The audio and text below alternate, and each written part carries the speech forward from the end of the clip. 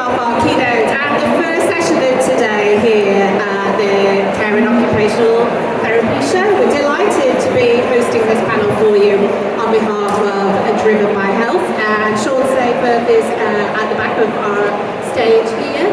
If you'd like to catch up with him at any point about what we do when we talk about Driven by Health and when we talk about technology, Sean is our expert and leads us through all sorts of interesting articles, shows, and helps us define technology in a different way. My name is Victoria. It's a pleasure to meet you all this morning. I'm joined by a veritable smorgasbord of experts around care, health, and technology. I'm going to let them do a bit of their own introductions as we get into this session. It's going to be a 30-minute high-energy debate because we've all had quite a lot of coffee and some of it's been really hilarious us getting here today. So this panel session's called Intelligent Human Care. My name, as I say, is Victoria. I'm Victoria Byer. I'm the chair of Age UK Lancashire, amongst other things. We run one of the largest hospital aftercare services in the county. We take everybody from 18 through to end-of-life home from 5 different hospitals across the Cumbria and Lancashire ICB, and every year we are dealing with 20,000 information and advice calls coming into our services. So technology was pivotal to us during COVID, but actually we've learned an awful lot about doing it and doing it quite badly over the journey. We've also got some superb experts. We are joined by Kes Feldman, who's sitting to my immediate right, who is a nurse by background, and we could start talking about all sorts of things, but we'll try and keep on topic today. He joins us from Provide, which is a community interest company based in Essex, and much of what they spend their time doing is focused on human-centred technology that supports care, innovation and compassion. If time permits, we might get a little bit of demoing of Kez and his headset a bit later. He does love showing this off. So, it's a bit like the cyborgs are coming out, but it's really quite impressive. Talking about occupational therapy within the community.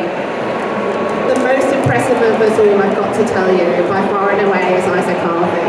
Sitting in the middle of our panel today, Isaac is an advocate for change within our communities. I am so delighted he's been able to join us and empower those that are voiceless to be present within their care and support services. He is also the president of Wheels and Wheelchairs, where he's recognised in the recent New Year's honour by our King and received his MPE. So welcome, Isaac. Good morning to you. Sitting next to Isaac is Paul Hainsworth, who is a strategic advisor for Esri UK. Esri UK are spatial geotechnical engineers, and they use visualization tools to develop care and local authority-based service provision in a totally different way. You're going to hear lots about that, I'm sure, and what we could do to visualize care and tech in a different way. Paul's background, he's previously had operational experience both within learning disability, autism, acquired brain injury services, and a whole host of other things. So good morning to you, Paul. And last but not least, we are delighted to have Chris Pearson, Managing Director of Medicare Health Solutions, with us today. Chris is incredibly passionate about going above and beyond for all health and care customers in a very focused and long-term evolution of care delivery from a medication management perspective. Chris and I found out that we have a shared combined history when he was a community pharmacist working for Lloyd's. About 18 years ago, I used to deliver drugs to him, so the legal ones, not the illegal ones. Let's just crack on with that. So, what's this panel all about? This panel is about what do we do to make technology accessible? What is human intelligent care? Where does it fit? Well, we're now 75 years into the NHS, and I think technology's moved on at a huge pace in the last 75 years. I remember getting my first mobile phone when I was 17, but it doesn't do what this one does in my hand now, nearly 30 years later, so you can do the maths if any of you are paying attention. But the technology within our NHS services, within care and support services, has changed and it has transformed, but nowhere near the pace of banking services, mobile phone applications, my Mac today. I just quickly dashed up a PowerPoint slide for our session. We can do so much with technology in the palm of our hands, but we don't seem to be able to connect our health and care systems. We don't seem to be able to talk about anything. You go through one door if you're accessing mental health service, you go through another door if you're accessing A&E, you go through a third one if you maybe need some day service support in your locality. I love it, but we could do a lot better. So, we're going to have a couple of questions, we're going to talk about some different things. Feel free to put your hand up and ask a question. The panel have got a couple of things they wanted to talk about first and foremost. And I'm going to start with Isaac. So, I was going to ask, what does human intelligent care mean for you, Isaac, in your everyday life? So it was a term that I've never really heard of before until I was asked by to talk about it, but it's been something which is in my daily life, and tech has really enhanced my life from day to day. You can even start from this morning when the alarm went off, and all I had to say was snooze. Just using my voice rather than having to touch the phone, and having voice technology, hands-free, has really allowed me to be more independent. It's allowed me to go out and about, to call my friends or family members to tell them where I am. That's something I did not for a while, because hands-free about 7 years ago was still turning on the phone and then it became hands-free, but I couldn't turn on the phone. So that's really helped. And also with the rise of AI as well, has really helped my work. So during the pandemic I would go to those virtual meetings, and I would never be able to take meeting notes because I would not be so fast to type on the computer, and I'd have to rely on people either giving out the notes afterwards or reminding me what was spoken about in the meeting. But now I have this AI which records the meeting and then it turns into meeting notes for me, and that's really enhanced and allowed me to remember the things that I may have forgotten, and be on top of things when it comes to meetings and being productive, and yeah, it's really been very helpful. We also talked, didn't we, about is there technology being used in your visits with social workers or care planning? And we had a really interesting response to that, didn't we? Go on. Yeah, it's not used as well as it should be, which is a shame, especially our technology has advanced so much, and how much it could really be helping individuals like myself have access to care, and be able to have the choice of how I would like to have that care done. It's not really being utilised that well, and it's a shame it's been like that.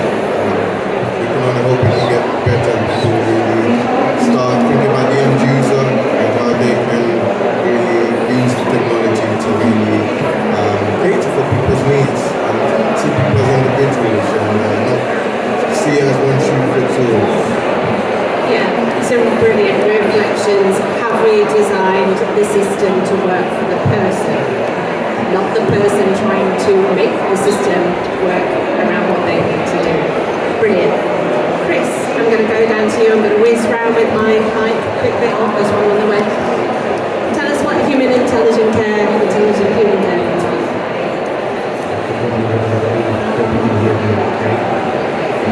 Help me better?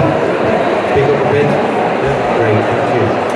So, for us at Medicare, it's about designing solutions that allow carers and nurses to spend quality time with the person that they're providing care for. Yes, paperwork has to be filled in, but if we can make that automated and efficient, it gives them that time back to physically spend with a resident rather than just filling in paperwork. And then we also want to make sure that we capture the preferences of the resident that's receiving that care. for us, how does that resident actually want or prefer to take their medication? Do they have a particular room they want to be in? Do they want a glass of juice or water?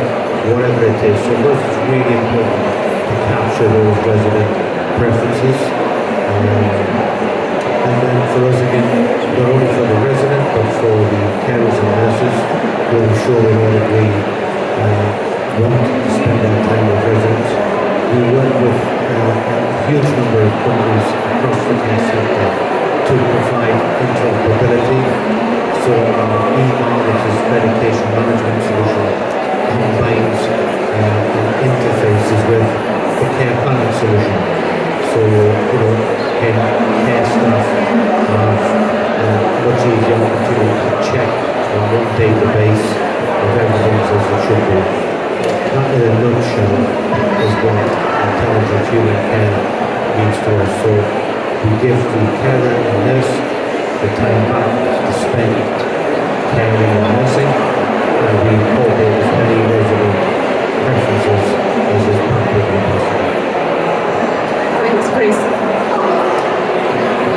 There's lots of discussion here around people and people using technology. Maybe we'll come to you, Paul, next, and your experience of doing technology implementation in different services. Tell us maybe some of your top tips for change champions or getting systems to work within human-centred services. So, I'm going to say again, looking around, see if everybody can hear me. Just give some nonsense back. So, the first thing, as Victoria laid out earlier on, it's about centering it, centering it around the people. But one point I just bring out there, the people need all the stakeholders involved. So I think it's all too easy to think about the objectives of the person who's looking to implement the technology and think what they want. But that's crucial. What about all the people that are going to be impacting and using that technology? The old cliche about what's in it for them. Unless you can answer the question, what's in it for me, I'm always going to struggle to understand why I should make that change. So it's that first sense of really being clear about the objectives you've got across the piece. And I think that's probably the starting point. And it's then about once you've got that, just setting in place a series of gates, a series of steps that you go through, and you are really careful to step through those gates in a disciplined way. People talk often about milestones, but milestones almost become self-fulfilling. And people they will compromise regularly because a milestone had a date against them. And the date happens, and guess what? They go through it, and they will declare that they've achieved that milestone. Be really careful about what you say is a gate, and be careful to open that gate consciously and collectively and communicate it around it, rather than go around it, over it, or through it. Go through it in a sense when it's open. Measure and report, be clear about reporting what matters and matters to the people that really are doing it, back to what I said before about doing it for me. And then communicate, report it, and just as significantly celebrate it.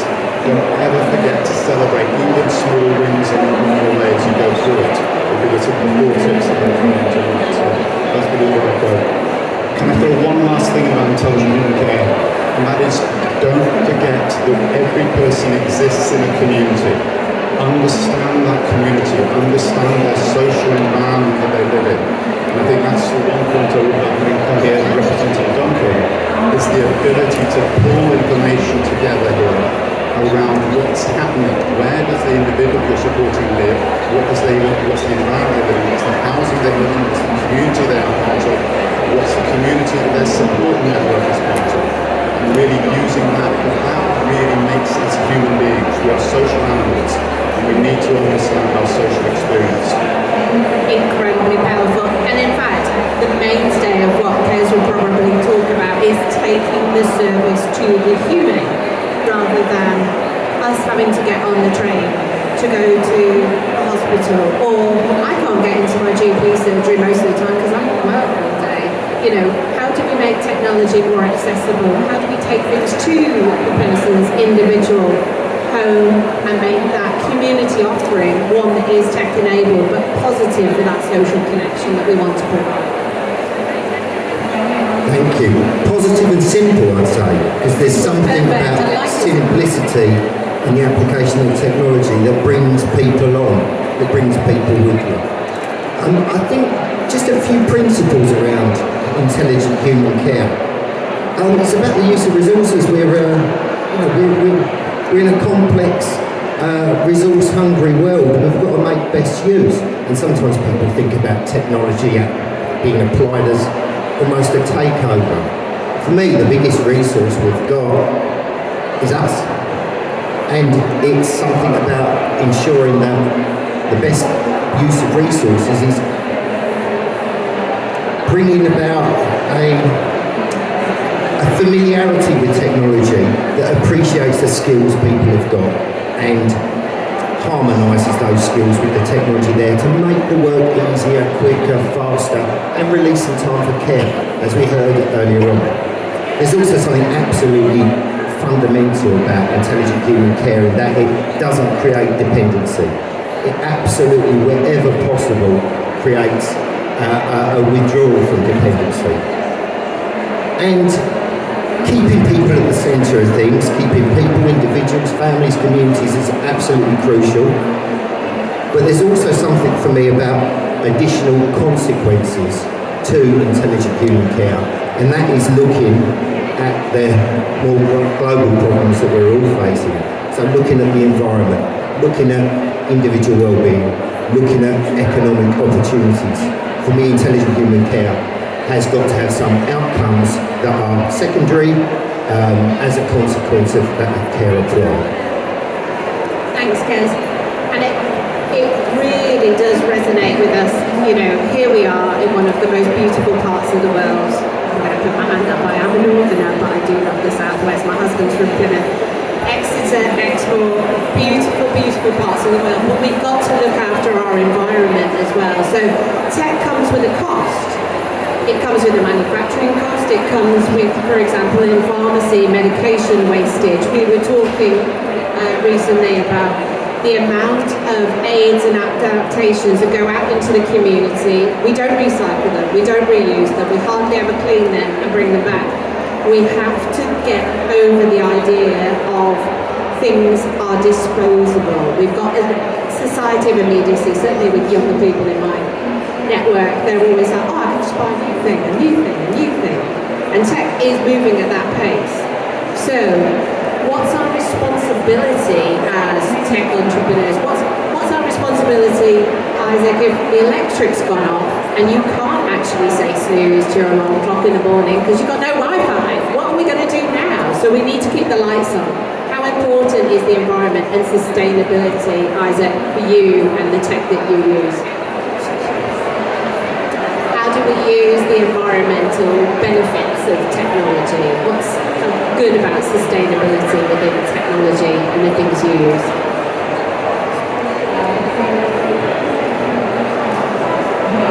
Are you bothered about throwing things away, or do you want to keep using them?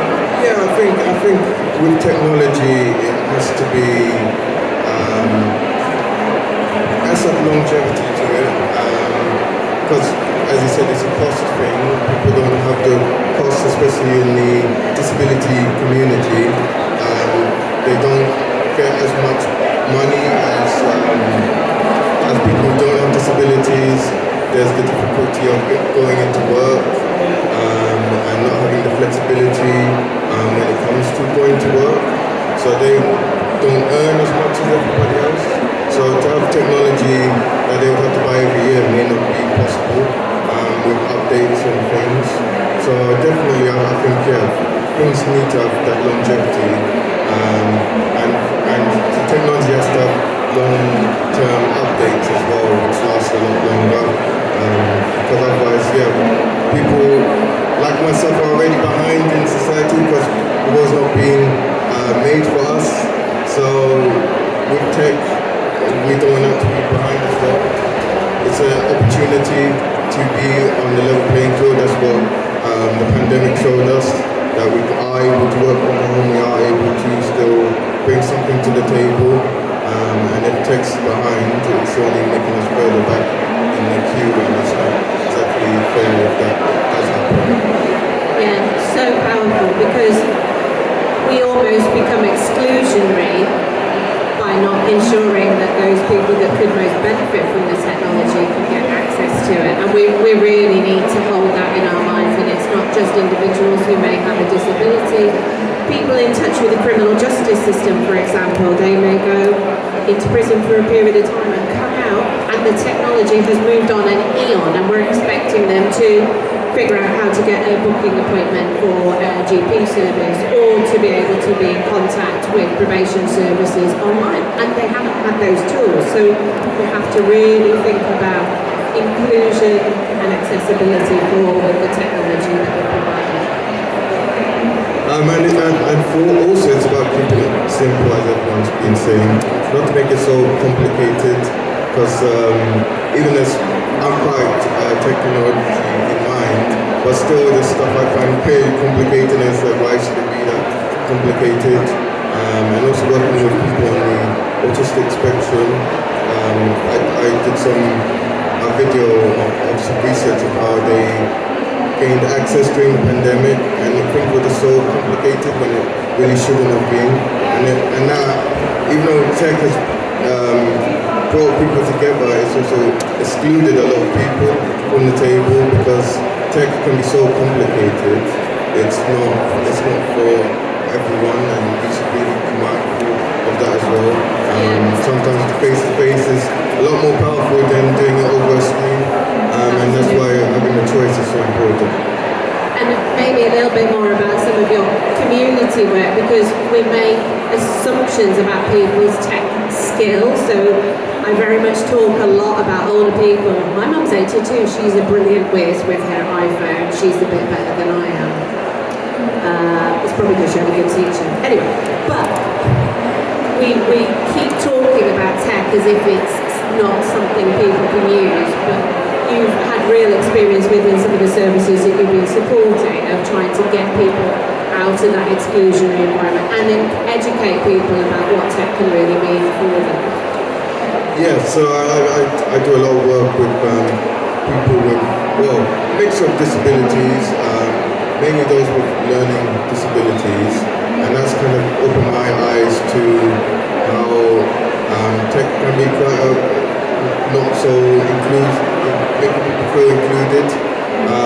During the pandemic, we did a series of workshops in the creative space, and we did it first face-to-face, where it was really engaging, and then once we went to virtual, most didn't know how to use a computer, and that we lost that engagement with these people, and they felt quite alone during that time. And it was like, how can we bring both technology and also that engagement alive for people, because it just was a bit unfair that everyone all of a sudden went just for we're all going to go virtual, which of course we needed to do, but it also excluded a lot of people, and it was a bit unfair, and we just had to think of different ways of still keeping that engagement with people, going back to the old school telephone calls and things like that. The telephone works, believe it or not. Yeah. You know, If you can get someone to answer it. well, yeah, you work for a foundation trust, don't you? Do they ever answer the phone? No, I didn't say that. We're going to pass down to Chris maybe to talk about building confidence in the sector to use things like medication management tools. So we've talked about accessibility of people using tech in their everyday lives, but how do we really refine that? How do we get people to feel positive and empowered to use medication tools or other technology tools in their everyday work? I think it's about keeping things simple. We are very fortunate. Our small company was founded by a nurse who absolutely understood the challenges that carers and nurses have every single day, and a lot of that is built in to the way that the solution works. Simplicity and sustainability is this, whatever the technology is, it should be able to work, whether somebody's using a Windows-based device, an Apple device, an Android. Don't put those barriers in there. So build your platform so regardless of what tech the individual is using, they're not being excluded based on cost of entry for the device or how difficult it is to use, and try and mirror as much as you can the traditional, if you will, paper type processes that are instinctive to everybody pre-tech. And again, keep it simple for people to follow.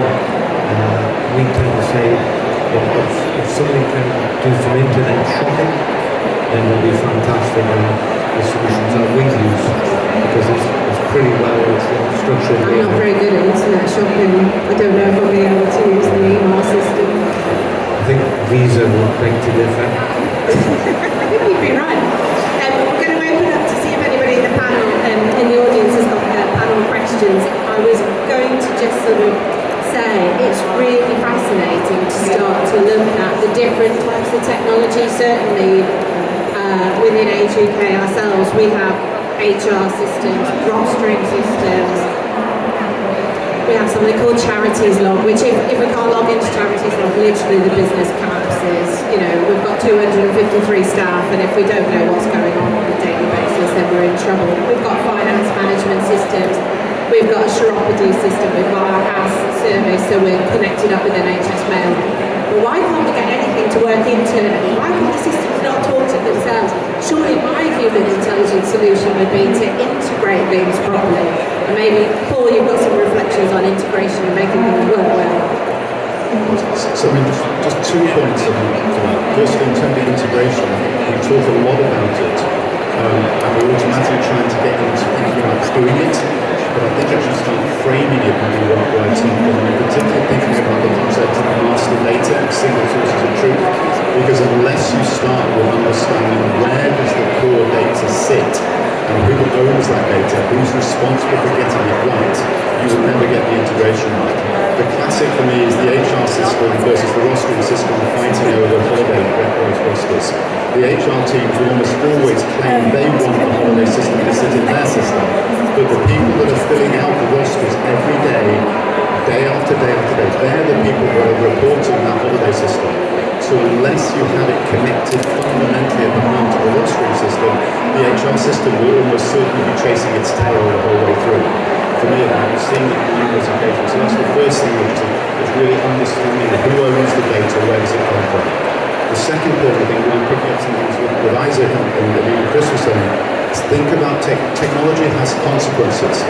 We love the visionary consequence and the image we've got of what the future looks like. We can get really excited and animated about it.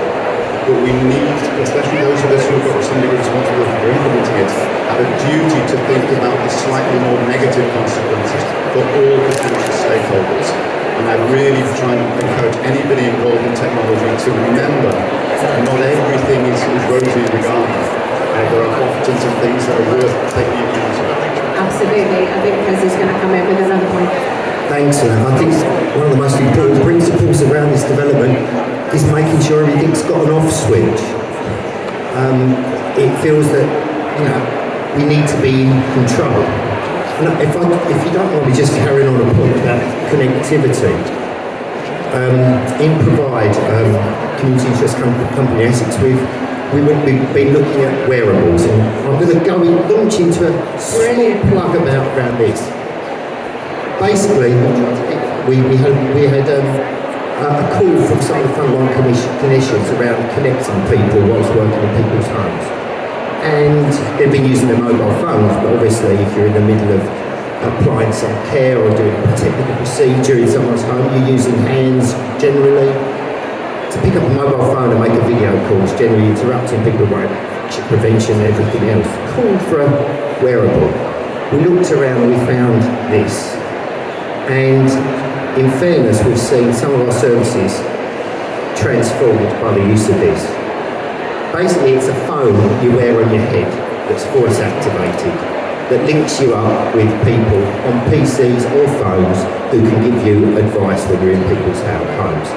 Real-time advice leading to rapid responses where generally perhaps a decision wouldn't be called and there would be delay in responding to care. Now we've seen this being applied to newly qualified staff, being supported, because in reality, the way to think about this is it's the closest thing to having somebody, an expert support in the house with you. Because you can see them on here, see exactly what you're seeing there, and they can join the conversation via the mic there.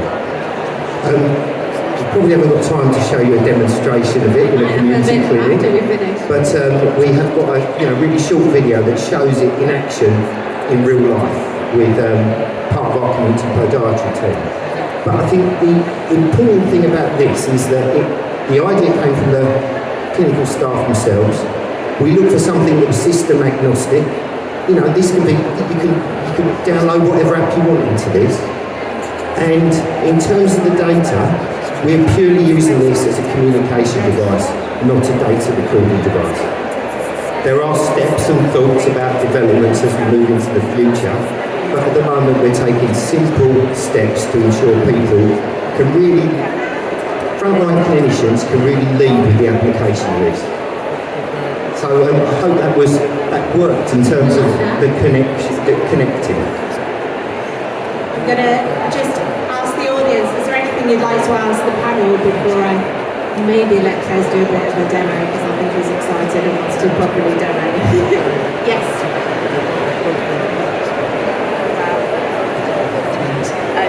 Yeah, it was just a question really, in terms of thinking about local authority responsibilities going into the future. We all know for years, they've taken responsibility for issuing community equipment to beds and walking sticks and all that kind of stuff. Where should local authority commissioners be going in thinking about the responsibilities for providing accessible and personalised technology to populations? We're sitting here in Devon, so what should Devon County Council do, for example? Brilliant question. Thank you, James. What should Devon County Council do? Is anyone from Devon?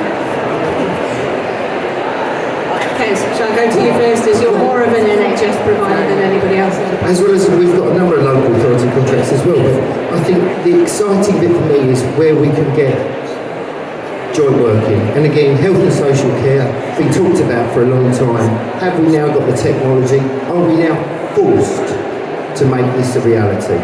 Because personally, I think we've very much worked in professional silos over a long time. There's definite crossover in terms of interest and ability, and for me what would be better than a single system whereby an occupational therapist could feed information to a community nurse who could feed information to a domiciliary care worker who could feed information, and all of that be networked. Maybe that's too optimistic, but I think it's... Another solution, talk to your VCSE partners. Do you know who the charities are operating in your locality? They might connect you with experts by experience who will probably tell you what type of accessibility you need. So before you take any decision, connect with the experts in your area. Any more questions for our panel? Excuse the pig. Thank you very much. I spent 16 years in the NHS, first in outpatients, and then I qualified in 2016 and became an IT trainer and an e-learning developer, which came to the fore when COVID happened. Now, you've been skirting around it, you do not actually mention training. Now, speaking from personal experience in North Devon, having trained district nurses and staff in community hospitals, the one main thing that I kept hearing again and again and again was, I'm frightened of the technology. It's all well and good, it being there, but I need to learn how to use it safely because it's not being used.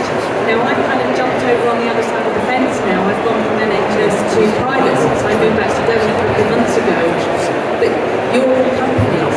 What's your training provision for the staff to be able to use the technology to help the patients better, to spend more time with the patients and less time recording their data? Another superb question. We'll go to Chris first. Thank you for the question. I hope you can still hear me in the back, speak up a little bit. So, absolutely great question. For us, training experience is absolutely key to the people who are going to use it, because if you don't understand it, if you don't engage with it, the whole journey is never going to begin. So we have over many years, for example, created probably 13, 14 different what we call e-learning courses for staff. We have well in advance of the actual training days on start use the product. And they vary from what we might call a pit stop, something that would be given 15 minutes for training session, up to maybe 2 to 3 hours. And we work with any willing e-learning provider. We find care home groups, customers, they may actually be lucky and have their own e-learning provider. We're happy to give those base files free of charge to that e-learning provider. We can then be added to the learning management system of that care home or care group, so that the relevant people can actually monitor who's done the course, when did they do the course, what was their score, essentially. Use of that in advance of our product being launched or being live really starts to engage the staff. It takes that fear of the unknown away. Thanks, Chris. I was going to say one thing here. So we've also so there's a whole trainer, taking the fear away. I think the one thing I would really bring out is the importance of having champions, of having continuous learning, so it no longer becomes the responsibility of the training partner to train people. They become the facilitator for a real desire to be trained by the individual. So it's really then the continuous champions that you've got about technology within the organisation. Don't make it the training department's problem. Absolutely, and it's continuously happening. You know, there's some really interesting things in the NHS workforce plan about apprenticeship and training routes through.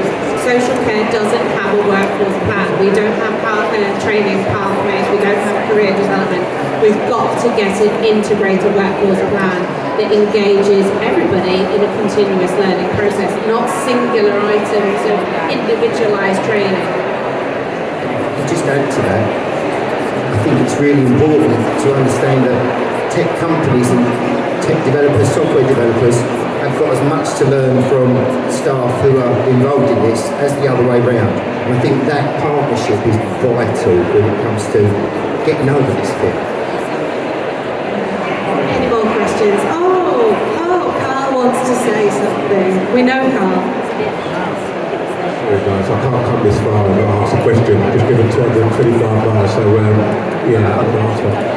So talking about tech and intelligent human care, to all of you, depending on which one of you wants to have response, does it scare you? And if it does, what element scares you? Because tech can also bite you in the butt. And I mean it in a sense of it's great to have it as a supporting tool and to be relied on, but at the same time, what scares you around tech? Because tech is frightening. I'm really scared about AI. I love AI, and I love ChatGPT, and I love all sorts of stuff, but I'm not going to be taken over by a machine. I pull my Wi-Fi out the wall at night. It's a well-known fact, this planet. So connectivity is the thing to be fearful of. If we're always on and we lose our human identity to the machines and the technology, and we start to scare people that they're not valued in their workplace and that their jobs can be taken over by the machines, we might be a bit scared. But maybe others have got thoughts about that. It doesn't scare me, but it concerns me how fast technology is going, especially in the past 3 years, and how AI, or actually AI only in a couple of months, has so advanced so quickly. It's not allowing people to really keep up with it, and we're always having to learn probably every week now something new. And again, like I said earlier, that's really going to be putting people behind the queue who may not be able to learn so fast. So I think my concern is how quick technology is advancing. And for example, like you said about ChatGPT, I mean that got an upgrade within a couple of months, and people only get used to the first version. In the next couple of months there'll be another version that we'll have to learn that quickly. So it's going at a rapid pace, and my concern is keeping up with it. Fantastic. We're coming up to time. In summary, I think you've heard a huge amount of information from this panel. A couple of takeaways from us. Keep it absolutely simple. Think about the connectivity within the systems and the people within your organisations. design a solution that's co-created. That word's banded around a lot, but the experts by experience, the charitable organisations, the local authorities and NHS services can come together and they can produce things that are revolutionary, spectacular and better for people accessing care and support themselves. Always think about, this is a benefit to me delivering this technology. I can do something different. I can have more contact time with the individual that I'm supporting. I can make these things really accessible. I can think about the person if I use it carefully and creatively. Thank you to Chris. Thank you Paul, Isaac, Kes, my name's Victoria. Thank you again.